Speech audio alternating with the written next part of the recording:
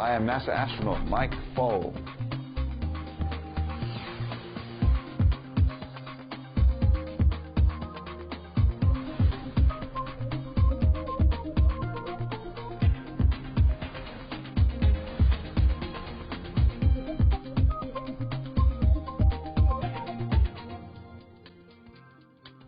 My earliest space-related memory was at the age of about 6 years old. I went to the World State Fair in Minneapolis, St. Paul, with my mom and grandma, my American grandma. And I saw John Glenn's capsule there. It was back in the 60s, early 60s. And it was all blackened, it looked charred. One person only could fit in that capsule. And they said that it had been into space. And I thought, wow, I'd like to do that. Well, I've lived on the Mir space station for 5 months, and I've lived on the ISS for 6 months. There was about 8 years difference in time between the missions.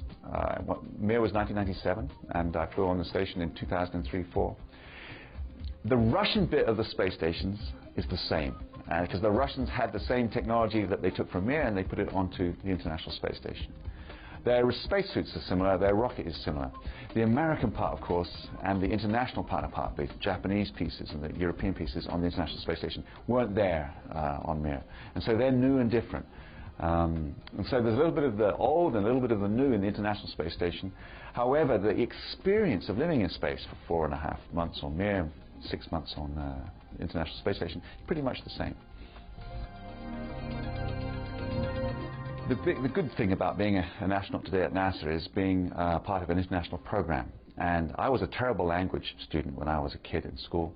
However, when I was sent to Russia to study the Mir space station and lived there with my family for 1.5 years, I learned Russian, and I had Russian friends, and I learned about the Russian culture and history. I've become much more humanistic, and it's of great value to me.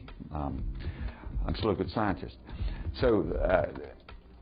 Taking part in other countries' missions is a positive thing, and it lets me get new friends and learn new approaches to solving problems in space.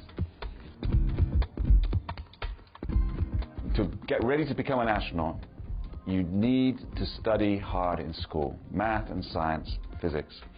And I thought quite hard about what it would take to be either a test pilot astronaut or a scientist astronaut. I chose the science route. And did well in my exams. I also did the outdoor things like scuba diving, and I learned to fly. And I followed all of the interests that go around spaceflight. And I put those together as well to make myself a good candidate when I applied to NASA.